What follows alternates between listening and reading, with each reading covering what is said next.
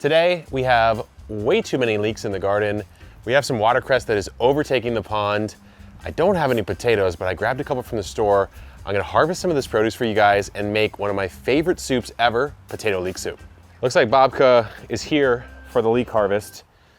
Oh, so you remember when we planted these leeks, it was, man, at least 3 months ago, and I split them out from started in seeds. So we actually multi-sowed them in these little trays and then split those trays out into individual leeks and then planted them deep. So made a furrow, planted them deep, and you probably saw that on a homesteading video, but it's just about time to harvest these. And so what I'm gonna do here is just literally pull them right up. This is a really healthy looking one.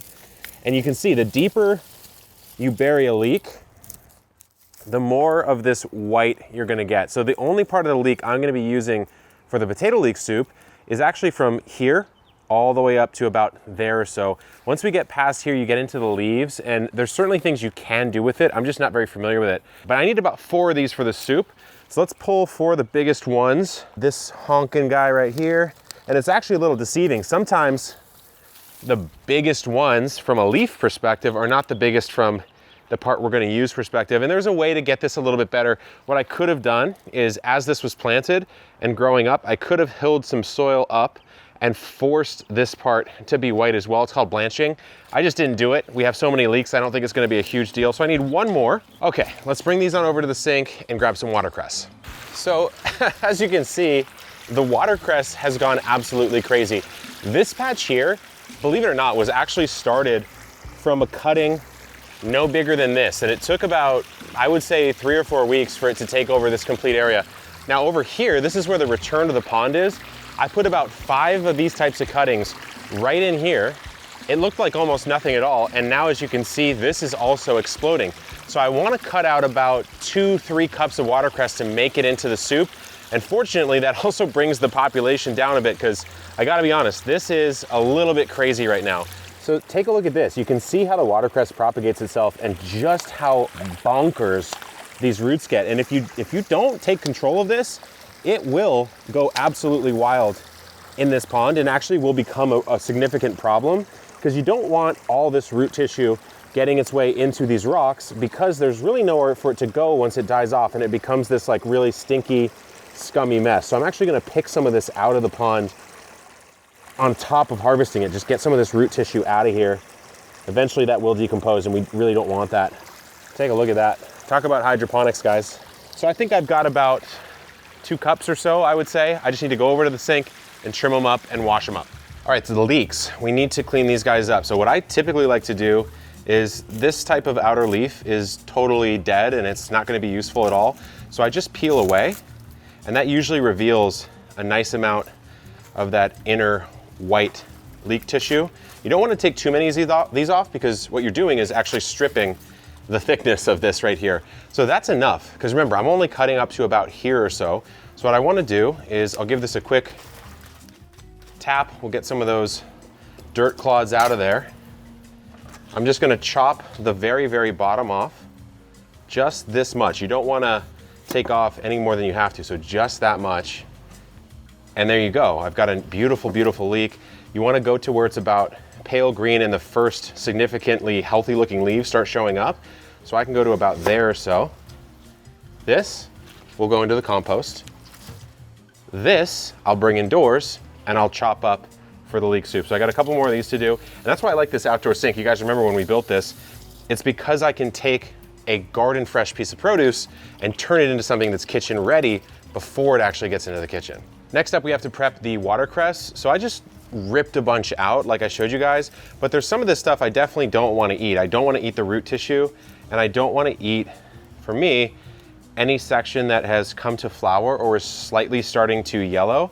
And so a lot of this will end up getting composted out or given to the chickens. Actually, I think the chickens would probably really like this. I think what I might do is just rip off the leaves that I want in about 2 cups amount. It's probably a little bit faster this way. When I've made this soup in the past, I've always made it with store-bought watercress, because traditionally it's actually somewhat hard to grow watercress, because as you see, it really thrives in pure aquatic environments, or at least right next to like a riverbed, which I didn't have a riverbed at my last place. So this is my first time doing it, and I'm really curious to see if it is tasty or terrible. We'll have to see. So I think I have about 2 cups of watercress, and that's all I need from outdoors. The last thing I want to do, as is tradition now on these cooking videos, is take this big old cluster of what I think should be pretty tasty greens for the chickies and toss it in. Yet another treat from Plant Daddy. Looks like Silver, the Wyandottes are curious right off the gate, right out of the gate. A little curious, a little tentative. Yep, there they go. I feel like when one goes, they're all gonna go. I think that's a win. I think that's a win. They're gonna eventually make their way through. Here we are. We're back in Kev's kitchen. I promise some of these faux pas that we made in our roasted video, I'm a little better at soups, guys. So here we go. I've got the leeks. I need to basically just rough chop the leeks. The only thing I didn't have offhand, which is weird for me, is a potato. I have some growing. They just weren't ready to come out of the ground. So we need 1 potato for this, and then our watercress is in there. That goes in a little later, so I'll wait on that. But first thing I'm just gonna do is chop these into basically sauteable chunks. Eventually this gets blended anyways, so you just wanna chop it into a format that you can work with it. The leeks are done, so I'll chop the potato up next. Only 1 potato. If it was up to me, I'd put in more, but I think it would be a little overkill in this case. So this is just a russet potato. Next up, I'm gonna toss some avocado oil. I think the recipe calls for olive oil. I typically tend to cook with avocado oil. Avocado oil tends to go rancid a little bit less often, and I think there's just less quality issues with it in general. There's all sorts of weird issues you can have with olive oil. So on we go, high heat. I'll let this heat up a little bit. Okay, so in we go with the leeks. The leeks go for 5 minutes first. So those are going in. I over leeked a little bit because I don't really care. It called for 3 leeks, I went with 4.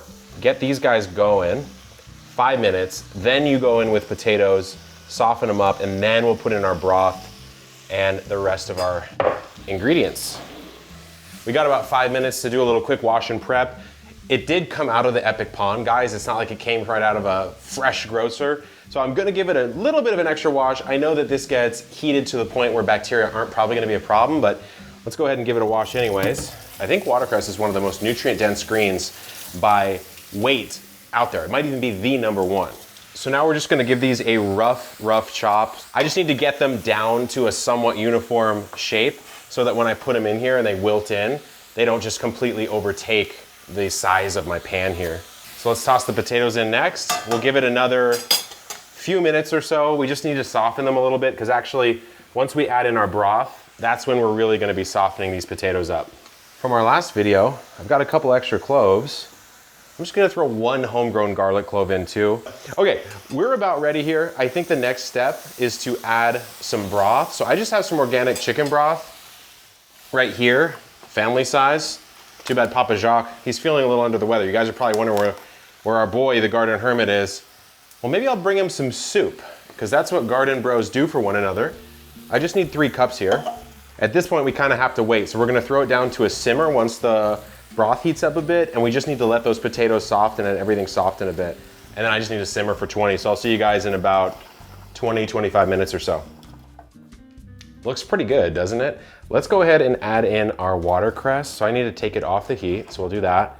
And I'm just going to top it off with this watercress.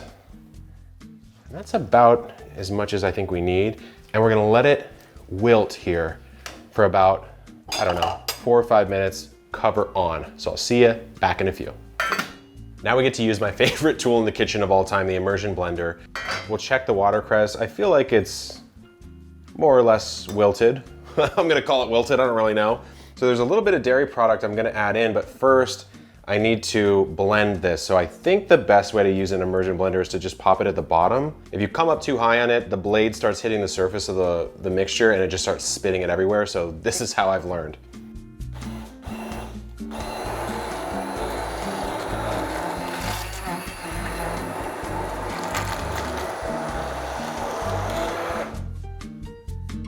Okay, it's more or less where I want it to be. The next thing I'm adding is a ½ cup of milk.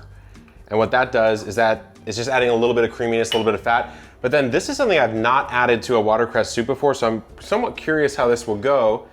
This is a third cup of sour cream. Now I know watercress is pretty peppery, pretty bitter sometimes, pretty spicy. And so this tends to mellow that out, add a little bit of fat in there that I think will taste really good. I've usually done heavy cream, I haven't done sour cream. So I'm gonna do a quick taste test.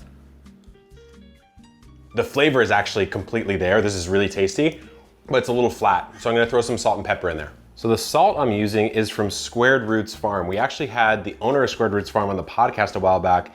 This is garlic salt. Okay, I've got the Kamaaina brand sea salt. This is actually from a viewer. You guys have probably been wondering who's actually filming this video because Jacques is a little under weather. He's not here. My garden homie is not cooking with me.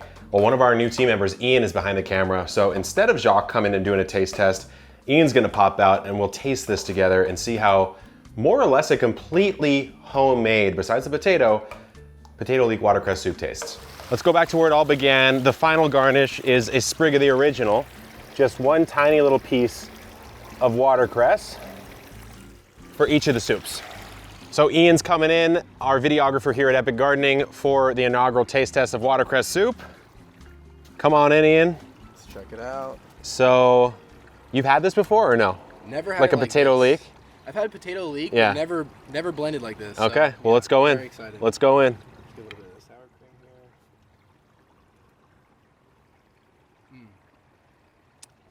here. Okay, wow. It's actually bomb. Yeah, yeah. It's actually bomb. We redeemed ourselves, or I redeemed myself from my roasted turnip recipe. It's crazy how much the watercress flavor comes down when you add the cream and the milk in there. Wow. I will put the recipe down in the video description for you guys. Wanted you guys to get introduced to Ian on the team. He's behind the camera a lot these days. We got a lot of videos coming out. So we're gonna chill, we're gonna enjoy this as the sun sets. We'll see you on another video. Good luck in the garden and keep on growing. Really good. It's actually really completely fire.